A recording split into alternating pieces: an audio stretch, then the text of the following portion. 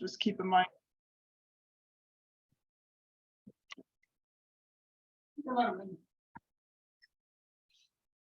Hey, Jesse. Hello. Oh, my mom is here, or will be in a minute. Oh, She's connecting to audio, it says. And Cindy, hey Cindy. Hey Cindy, can you hear us?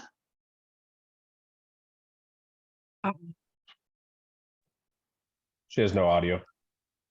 Oh. As long as she can hear us, that's most important.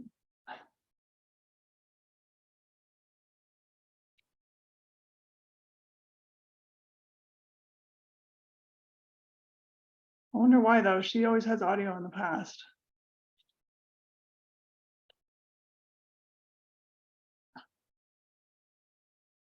Oh, just so you know why I'm doing that. I was gonna say, as George and I have a few PowerPoint slides to show you, and then if you have questions as we go through those, you can either type them in the chat or just like write them down or remember them. And then we're gonna open up the floor after that for like live discussion, question and answer, whatever you guys want to talk about with regards to Linda's case. So if you don't want to talk live, you can type questions or comments in the chat too, and we'll get to that after we go through a little bit of background and these slides that we have. But maybe, I think most everybody in here knows me and George, but I think we should still be appropriate to give an introduction for those who may watch it on YouTube later and don't know our work or know us as well. So George, do you want to kind of start and just give your background and a little bit of how you got into investigative journalism and how we came together? Sure. I'm obviously, my name is George Jared. I'm a longtime investigative journalist and true crime author. I intended to go to college and become a lawyer. And my senior year of college, I met a lot of miserable lawyers. I met a lot of broke lawyers, and then I met some miserable and broke lawyers. And I was like, well, I can't do that. So I took a job at a local newspaper, didn't have any background in journalism at all, except for I wrote a lot in college. And I just got sucked in. Obviously Rebecca Gould case happened 7 months after I got to the newspaper. So, and that one was a long, drawn out odyssey that never, ever seems to end and probably never will at this point. So I got into that, and then I got into some more high profile murder cases around the country. And, you know, I've written about I tell people all the time, I don't just write about true crime. I write about literally everything under the sun. I write about agriculture, business, economics, politics, anything you can think of. I've done a lot of stories with entertainers, stuff like that. But this genre, one thing about other types of writing, they're interesting. This type is very emotional, and because you get to know the family members, you get to, I mean, you're at the sheriff's departments, in the courtrooms, you're out in the woods looking for these people. Sometimes you're beside a river waiting for a body to pop up, and it's just a horrifying ordeal, and it's very emotional. And so that, I don't want to say that appealed to me, but I felt like a calling to try to help those people. And so when Jennifer and I found vast common ground there, and that's kind of how we connected 4 years ago. And so that's why we do what we do. And I'm not going to say, Jim, we're going to try to pick one case a year. It's probably going to even out to that. Who knows? Yeah. The funny thing is that we're actually connected to a lot of cases. I mean, I've sent you, I think, 2 autopsy reports in 3-4 weeks. I mean, we were in West Virginia with Melissa, and quite literally, Stephanie sent us that one. And I mean, I was in the hotel room after we spent all day working on one on a Saturday night. I opened my computer and boom, and we spent 2 hours doing that. So we went and ate dinner. So Yeah. And I'm my background is in a few things, but I got my degrees in criminal justice, forensic science, but I went in the Army for a while and did counterintelligence, which has a lot of overlap with criminal investigations, particularly in the the investigative cycle in general, but also the interviewing and interrogation aspect, which I have a lot of different courses and training in that, and language analysis and nonverbal behavior and stuff like that. So that's one area that I really love, along with behavioral analysis. my dream was always to go in the FBI and be a profiler. Due to a congenital defect that I had to have fixed at, I don't remember how old I was, 32 or whatever, I was no longer eligible for law enforcement. So I tried to find some other way to get into that industry and still help these families. And so one thing I was able to do after my Army time and contracting for Department of Defense for several years was start teaching forensics and criminal justice and writing about different cases. And so it was because I chose to write a long series of articles on the Rebecca Gould case is how George and I came together over 4 years ago. And like he said, we immediately found that we had a lot of common ground and a lot of common interests in trying to help families, but also we have really different backgrounds and skill sets, but we found they complement each other. And so ultimately in the Rebecca Gould case, I'd like to say we helped get an arrest. And there's a guy now serving 40 years in prison for her murder. And he was in our Facebook group and he was communicating with us. And, you know, we shared all that stuff with police and everything. And ultimately, he kind of exposed himself. And so we thought after that arrest, we're like, well, maybe we can do it again. So here we are. But we have worked a couple other cases in between. But obviously, Linda's is our current case. And just to give us quick background on how her case came to us, last summer we put out a request through American Military University where I teach and where George and I run the cold case team. We asked for case submissions because we were sort of in limbo. So we were looking for a new case to work on, and we got about 75 submissions. And last summer we went through all of them with the help of Melissa too, and narrowed it down to cases that we thought we could make a difference on, because although we have great skill sets, there's some cases that just aren't, you know, our skill sets aren't going to be appropriate, or it's going to be near impossible for us to help get any forward progress. And it's really unfortunate, but it's just the reality. And so it was actually an AMU student who submitted Linda's case, and we really did like it from the beginning because there's a lot to unpack with it, which we're going to get into. But ultimately we got in touch with her siblings and, you know, had several meetings with them over Zoom, you know, looked through the information they had, did more research, read newspaper articles and stuff. And we decided, yeah, I think this is a case that's totally solvable and where our methodology, which we're going to talk about, can be really helpful to law enforcement. So do you have anything else, George, before I put up our few PowerPoint slides?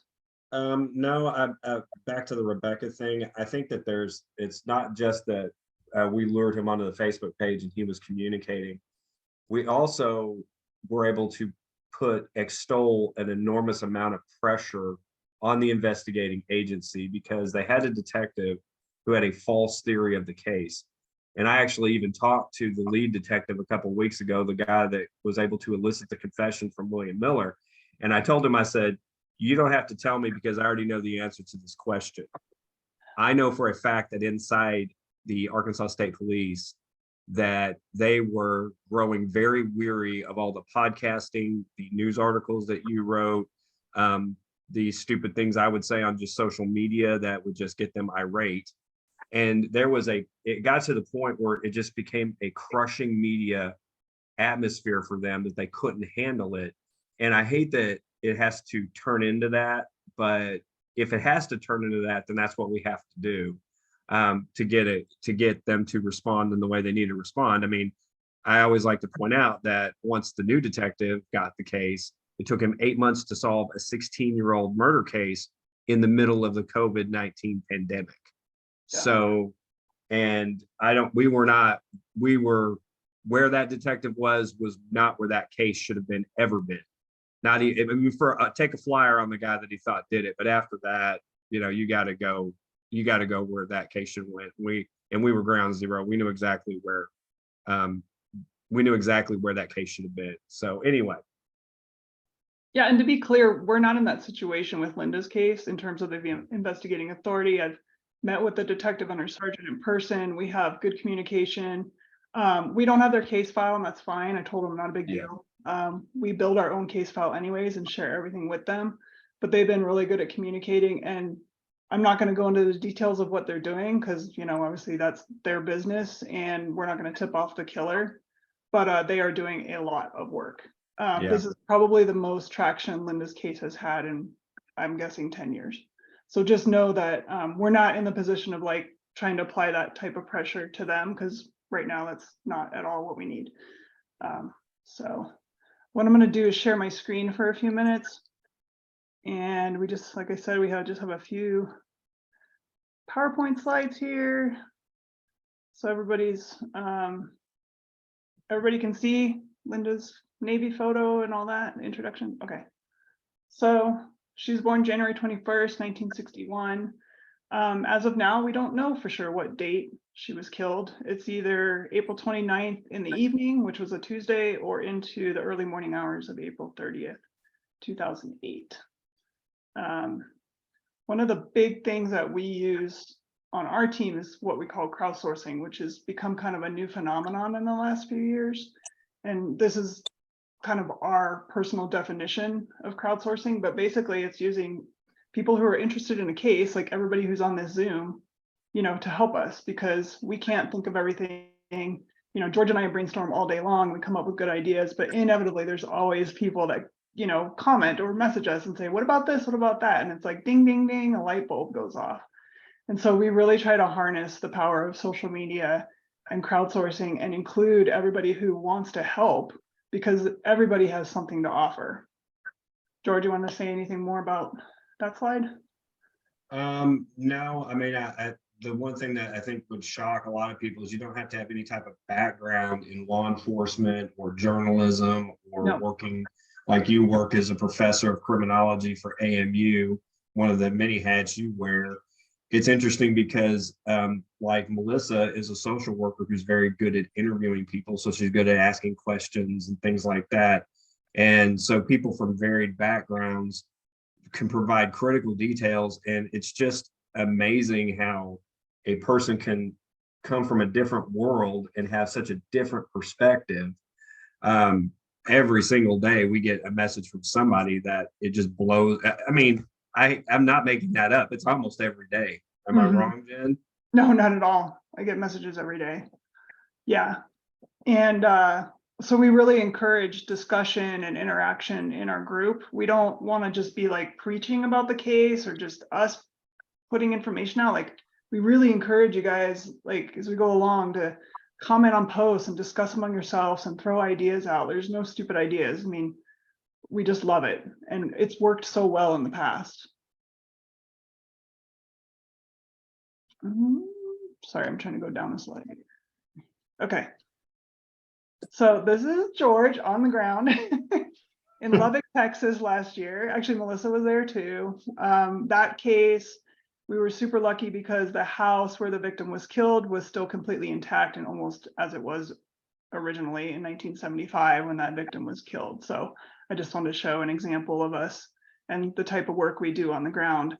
But we always travel to the location or the city where victim was killed before we go public. So that's why I was up in Port Orchard in November, but nobody really knew that until after that trip, because there's things we want to do, some certain on the ground research meetings, knocking on doors and stuff that we don't want to alert people ahead of time. But obviously we're public now, and we're going to talk about an upcoming trip going back to Port Orchard in a month. But we always go to the location. Linda's case is a little harder because the house that she was killed in is no longer there. It's been demolished.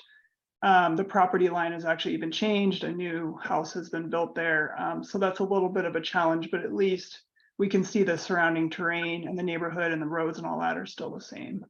So, George, you want to take the next one about interviewing people? Yeah. One thing that we find that is absolutely necessary is we want to go and re-interview everybody who was originally interviewed by police, and maybe even some people who weren't really looked at, because to be quite honest, especially in these older cold case, methodologies for dealing with these people have changed, with the way you question them. Also, there might be new facts that have percolated to the surface, so there might be no new questions you need to ask. And so far we found, Jen, I don't think I'm out of bounds in saying this, but I think especially in our last case, I think we did a much more thorough job of interviewing people of interest. And we always keep people in that realm of just people of interest. We don't really say the word suspect, because I mean, we don't consider anybody a suspect until we find some evidence that they are a suspect. And sometimes that puts us at odds with who the police think is a suspect, and that's perfectly fine. And so that's pretty much what we do. We track down everybody we can, and we've been in some crazy situations doing that, but we've done it. Yeah. And well, we've also found a lot of people are hesitant to talk to law enforcement directly for whatever reason. Some have a criminal background or a bad experience or whatever, but you know, me and George we're just average people. You know, we don't have arrest powers, we don't carry a gun or nothing like that. So we found like a lot of people will feel more comfortable talking to us, and we can even keep them anonymous. You know, we just take notes and then pass the content, you know, to law enforcement so they can use that to their advantage. And so we've found success too. And then we kind of already talked about using social media.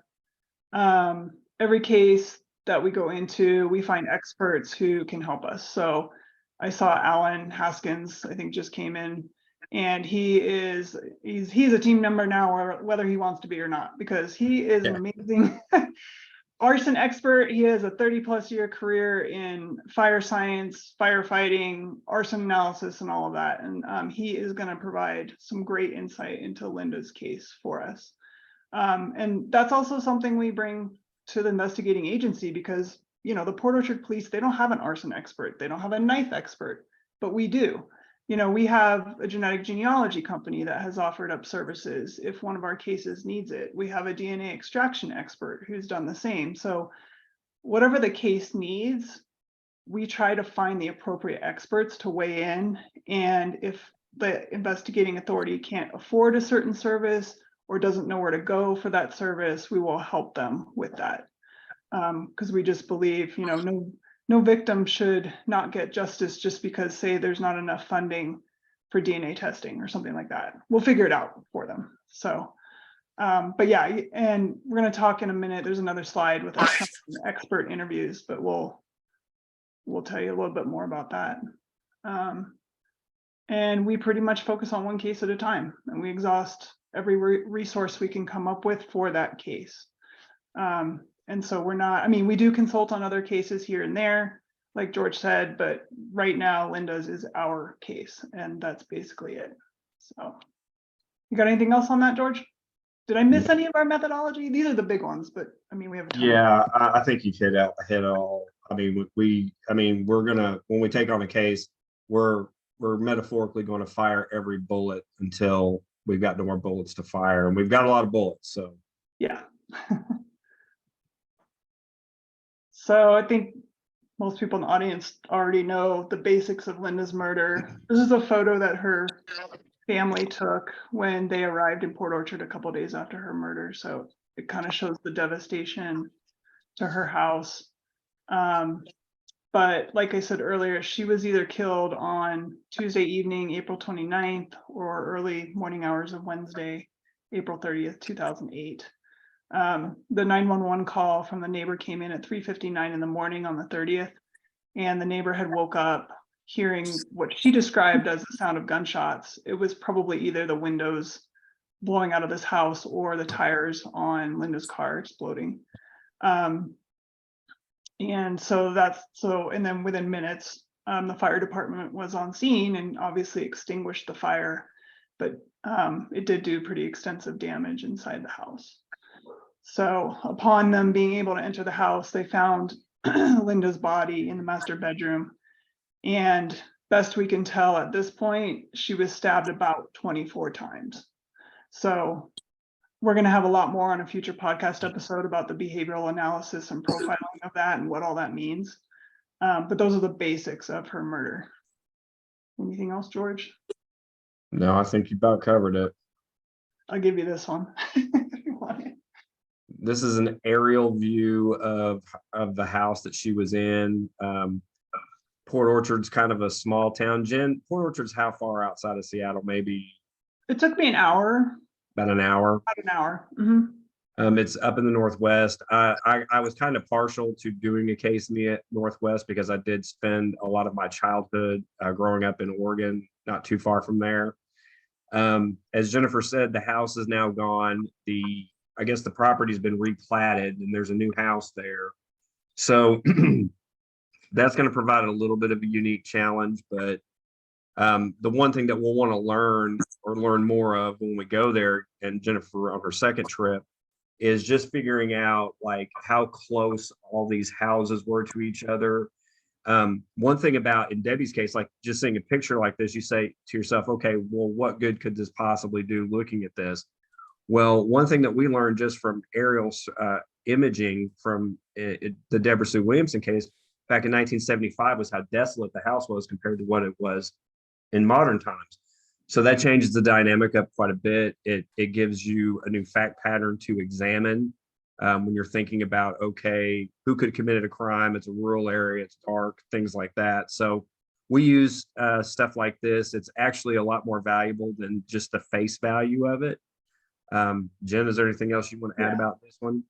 I'll just say this imagery is from 2007, so it's pretty close to the time of Linda's murder. So it's pretty accurate to 2008. And so you can see it's a pretty well-established neighborhood. There's lots of neighboring houses nearby. So whoever did this like went to great risk and even subconsciously had to have known that fire was going to be discovered pretty quickly. I will say, so you see the house circled in red. To the right of that is detached like shed. I wouldn't quite call it a garage. I think it's more of like a large garden shed. And my understanding is that was part of the property that Linda rented. And she was a tenant here. She didn't own the house, but she lived there for 11 years. But other than that, all the other structures you see around that house circled are neighbors. So you can see she's got a couple pretty close by. And over to the right, you can't see all the way down to the creek bed, but it's really, really rough terrain to the east side of that house. And very, very thick underbrush, woods, very steep terrain. And so that was one thing that caught my eye when I was out there, is I looked at that and I thought, you know, I doubt the killer went that way.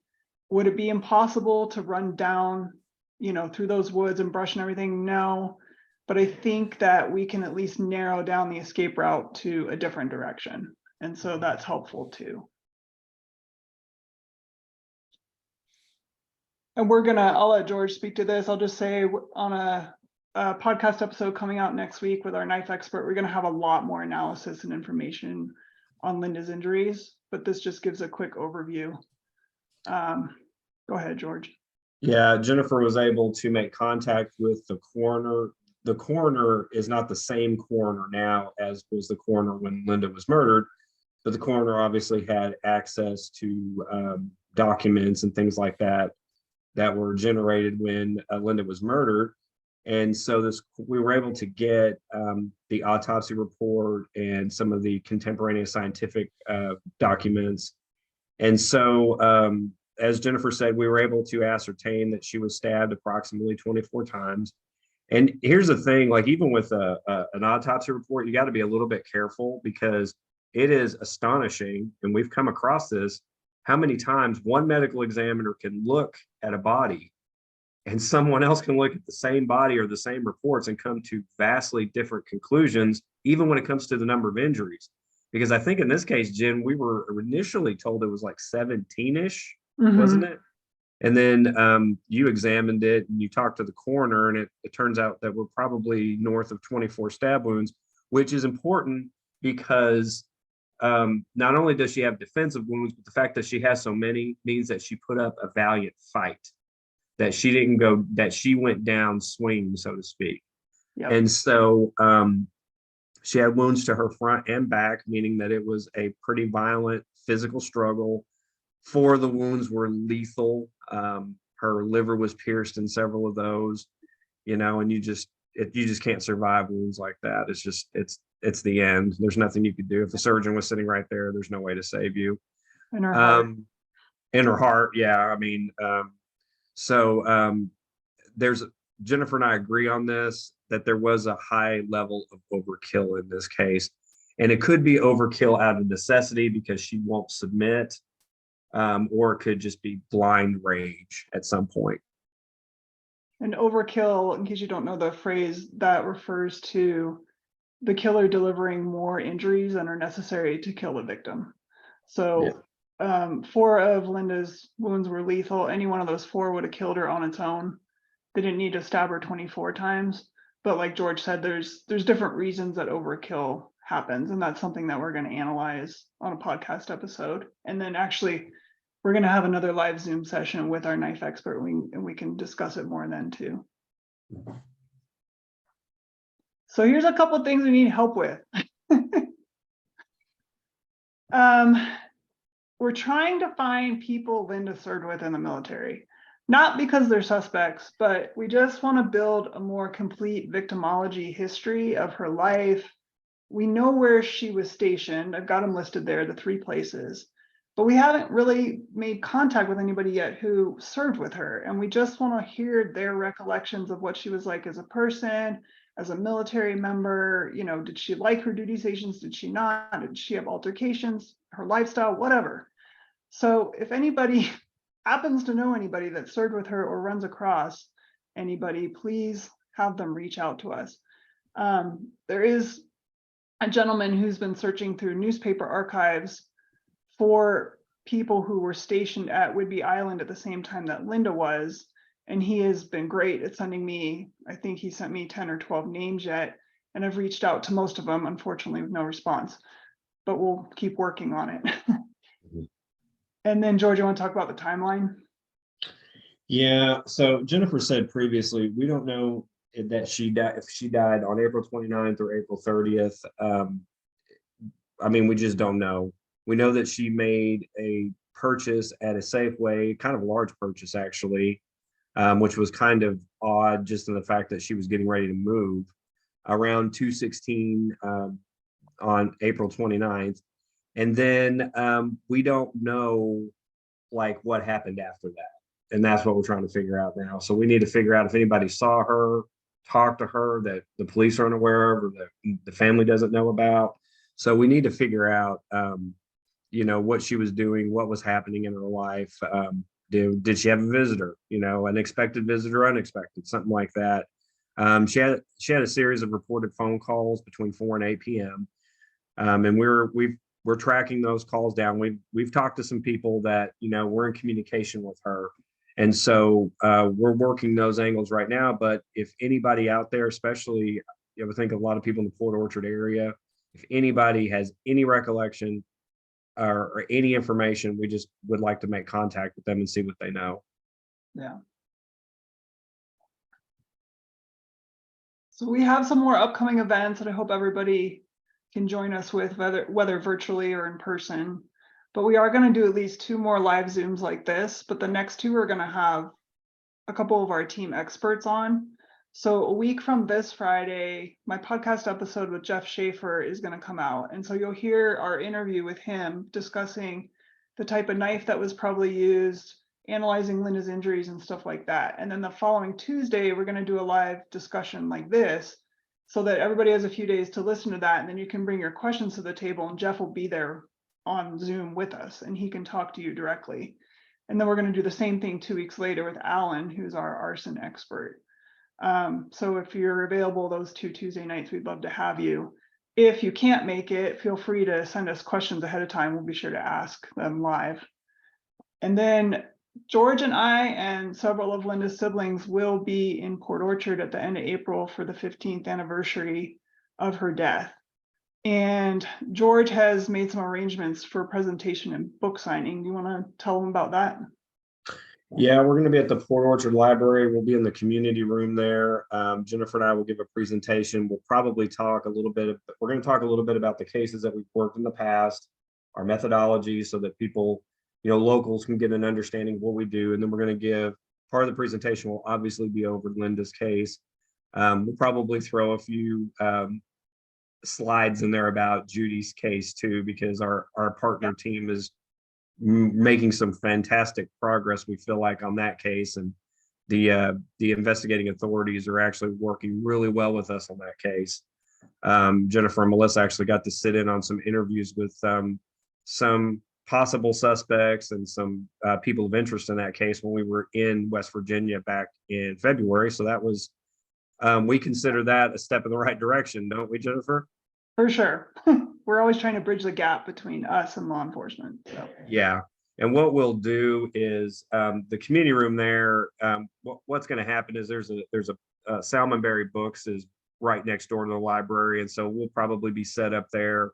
They're going to be having an independent book dealers crawl that day, and so there's going to be a lot of people in town. So it's going to be a good opportunity for us to be out in public, passing out cards, getting people onto Linda's page. So that's the main thing that we want to do. And I'm going to bring a few books along to do a book signing. It's not a priority for us at all. But the reason that we do that is that some people do want to read about the work we do. And also our book Silent Silhouette is it's an all-encompassing account of what we did in the previous case. And it shows our methodology in action.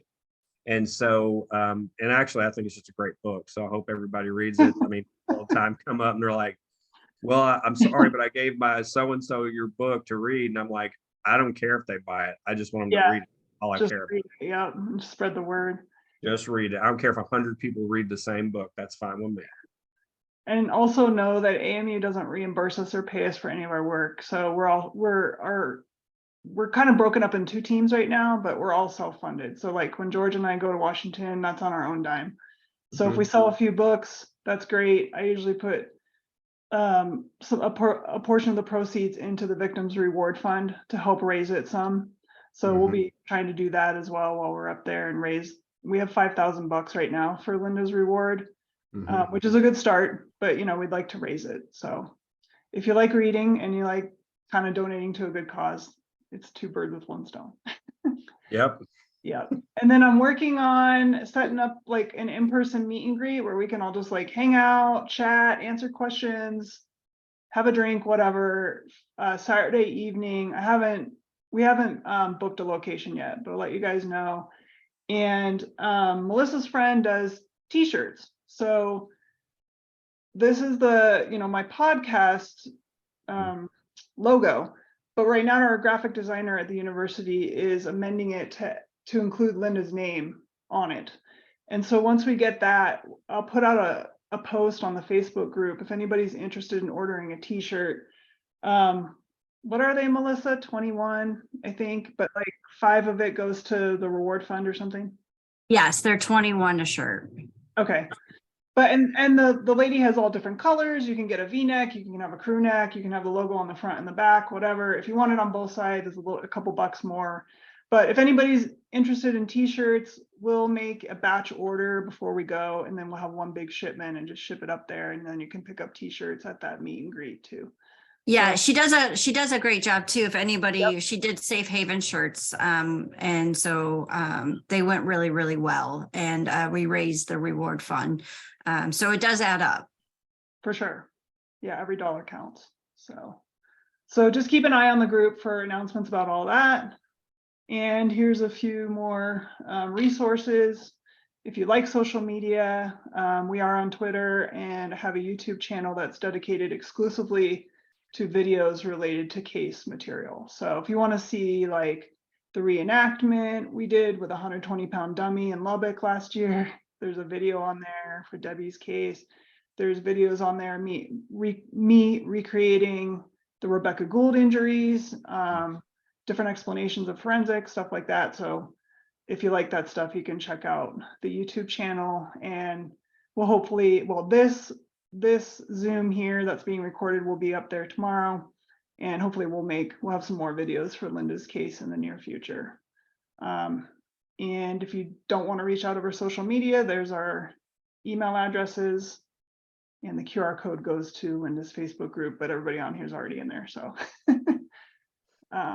George, you got anything else? That's the last slide that I have. So no, that's pretty much the overview of the case and what we're doing so far. So okay, I saw there's some comments in the chat, so we'll go to those.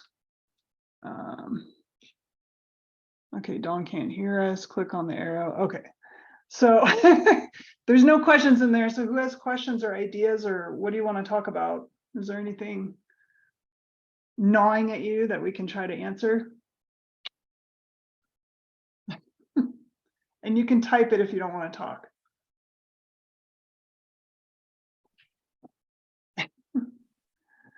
Is Alan still in there? Oh yeah, go ahead. Yeah, you got- Hey, I'm just curious. So I saw that Linda had gotten a new job at the Social Security office that was right across the bay, and is it Bremerton? Mhm. Is the Yeah, town's name? I think so, Okay. yeah. Mhm. So I was trying to find it, but I couldn't find an office there in Bremerton. Is it possible that it's under a different town, or has it been closed? Do we know the exact address of that office? I don't, but that's a good question, and that's something it that we is. can work on, yeah. Okay. I don't, it had to be in that local area because she was only moving 2.5 miles away from that rental home that she'd been in for so long. So I feel like the office space that she was gonna be occupying was not too far away, because otherwise you'd move farther, I think, but yeah, we can work on trying to find that exact address of where her workplace was gonna be. Okay, but so the reason she was moving, though, we think, is because she was told that her house was going to be demolished, so she Yeah. had to get out. Okay. Yeah. Yeah, I've talked to the landlords and they explained that they wanted to build a new house on the property, but the county code or whatever didn't allow for 2 living structures on one property. So if they wanted to build a new one, they were going to be forced to take down the old one that she was living in. And so they explained to me that that's why they gave her notice, and she was ultimately moving. We do have her bank account records, and I will clarify one thing. They did allow her to live there rent-free the last month. So like the last 30 days in April, they didn't make her pay rent for whatever reason. So, but the months prior, we tracked her bank records and it shows her paying her rent every month prior. And it was always paid on time. So they said she was a model tenant. What you got, George? There's a question from the main event. If she was stabbed 24 times, does that suggest that possibly it was a female attacker, since we know Linda was not a very large person and put up a hell of a fight? That and the fact that the FBI stats say women are twice as likely as men to use a knife as a weapon. Just an observation, wondering if any of the suspects are women. And the answer, we have people of interest who are women for sure. Yeah. Go And ahead. it could be indicative. It's a very reasonable possibility, and we're exploring that possibility very hard, because she is stabbed 24 times. You would think that a man, she was a very petite woman, not big at all, but she was in the Navy, so she was trained to fight, and according to all of her siblings and nephew and everybody else we've talked to, she did not back down from the fight either. So that could be a part of it. But yeah, we think that's very possible. It could be a woman. Yeah, we're not really leaning either way in terms of gender right now, I don't think. I'm very much open-minded that this could be a Yeah. female. I mean, especially if it occurred, late at night. I mean, I'm gonna be more apt, whether I know a guy or a girl at my door, I'm probably gonna be more apt to let a female in, than a Yeah. male. But there's a lot of other factors, we don't know if she let the person in, or if her door was unlocked, or if, they snuck in, or if they knew where her spare key was, or anything like that. So there's a lot of other factors that we're working on, but right now, yeah, we're extremely open-minded that it could definitely have been a female. Mhm. And actually, Alan's on here, and I'm gonna force him to introduce himself, but I think when we interviewed him, George, right, didn't we ask like what's more common in terms of arson? Although he said the statistics don't really lean one way or the other, but we thought of that too, like it's more common for a female to light a fire or a male, so. Yeah, Yeah, Alan, What? tell Yeah, us, I'm here. tell us who set this fire, Alan. Well, I don't know. If I knew that, George, I wouldn't be here. That's true. No, I think statistically, men are more apt to set fires than women are, but you've got to look at the situation too. Like if they're covering up something, they're more likely to do that too. So I mean, or women are. So most of the time when you look at and you see an arson case that a woman has set, it's usually out of revenge. And we see a lot of it a lot of times, like a girlfriend burning an ex-boyfriend's truck or pick up, car or belongings, guitar or something like that. We see that quite a bit. But in a case like this, it's most probably going to be somebody that was trying to cover, trying to get rid of some evidence and trying to get rid of, something like that, than it would be to any monetary gain, whatsoever like Mhm. that. So Yeah. And Alan, just one more quick question. We're going to tease this a little bit because we're going to have you back in a week or two. How long do you think it would have taken from the setting of the fire to there being visible signs to the neighbors, meaning the glass blowing out, visibly seeing a fire at the house? How long do you think the perpetrator had to get out of there roughly? I know it's not an exact science, but roughly how long do you think they had to get potentially into a car or just fleeing from the scene on foot? How long did they have? not very long. It doesn't take long, to get a fire going really, really well in a house like that. And, of course, I've been privileged to look at the scene photos and stuff. So I know how the house was built on the inside and stuff. So knowing the way that house was built, it wouldn't take it long to burn. So, and then there's also other factors. Fire has to have ventilation or has to have air for it to burn, and get going good. So, one of the reports that I read, that the neighbor, whenever they heard it, looked into it, looked out, they saw flames coming out of the front. So that tells me that either the windows had already blown out, or whoever done this, when they left the front door open. And that's something that I would like to talk to some of the firefighters that were on scene, whenever they got there, to know, did they have to force entry? Was the door open already? Was, what was going on with that whenever they got there? So to make a long story longer, I guess you're looking at probably 5 to 6 minutes, George, to get out of, from the time they set the fire to get out of there. So it's, it's not a long time, but that's, in the grand scheme of things, that's, it could be Enough. plenty of time for them to get going. Yeah, exactly. Oh, and one other detail, which listeners heard on my last podcast episode, but the neighbor did try to gain entry to the house to try to save Linda. And the one report about that says he said he kicked open the back door, Right. And which that's was going in to, the carport. yeah, and that's going to give that fire even more air. Yeah. So, it's going to really take off at that point. Yeah. Well, I guess the But question is, would it be the front door? Like, did somebody run out the front door and didn't shut the door, but the neighbor came through the back? Well, either way, it's going to, it's going to ventilate the fire. It's going to give it air. Mhm. So, and it's got to have it.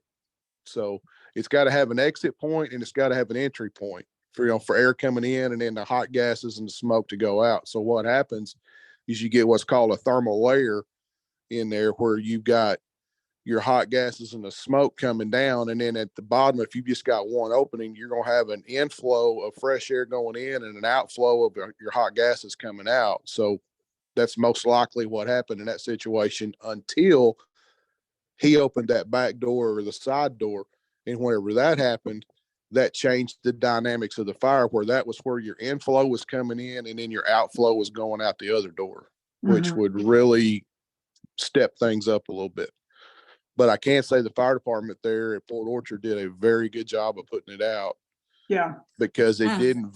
didn't vent through the roof, which means it didn't burn itself, straight up through the roof. It, they kept it inside the house and done a very good aggressive interior attack and put it out really quick. Yeah, and the killer's, like we'll talk about this more, but the killer's goal is probably to destroy evidence, but they may have destroyed some, but we know they didn't destroy all, because we know No. that forensic testing has been done in this case in the past. So they were able to collect samples of something.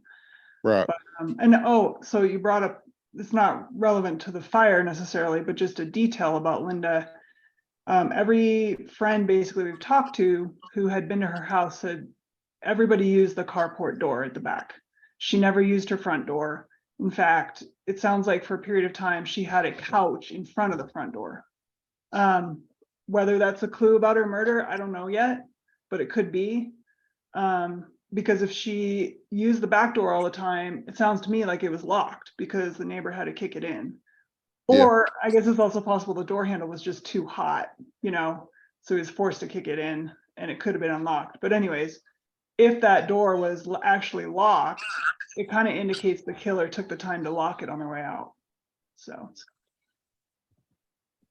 just Yeah, something and to that's ponder. what I was saying. I'd like to know, talk to some of the firefighters that were actually there Mhm. and just see what their actions were. Because that's when Yeah. you do a fire investigation, that's one of the first stops you make is to the fire department, because that's some of your best. Sure. I mean, you weren't there, they were, and they can tell you, flame color is a big deal, smoke color is a big deal, volume of smoke, being able to read that smoke, what's it doing at that time. All that is good information, along with, what did you see as far as forced entry? Was this door open? Was a window open? Was that, Yeah. so all that information is very pertinent to this. Yeah. Well, we have the list of firefighters actually, so we'll work on trying to track some down and see if they'll talk. So, That'd but be yeah, good. for sure. Anybody else have questions or anything you want to discuss? We have a quiet audience. We'll cure that. Yeah, we'll cure that. Yeah. All right. Well, if nobody has any more questions, we'll wrap it up for tonight because I don't want to keep you guys any longer. But thank you for joining us. I know it's probably not the most convenient time, but we appreciate it. And if you think over all this information tonight and in the coming days and you have ideas, post it in the group or message us or whatever, and we'll discuss it. So, like I said, Yeah. we really welcome input from everybody. Yeah, please post in the group. We need to start ratcheting the group up a little bit. Mm-hmm. Yeah, share with your friends if they like true crime and like an actual investigation going on. Share it with them, get them to join. So the more people, the better, the more brains, the better. And that's what we're looking for. Yep. So if nobody has anything else, then I guess we'll say good night until we have Jeff in 2 weeks. Yeah. All right, guys, enjoy. See ya. Thank you. It was so nice to meet all the people. Yay! For sure. Take care, everybody. Bye. Bye.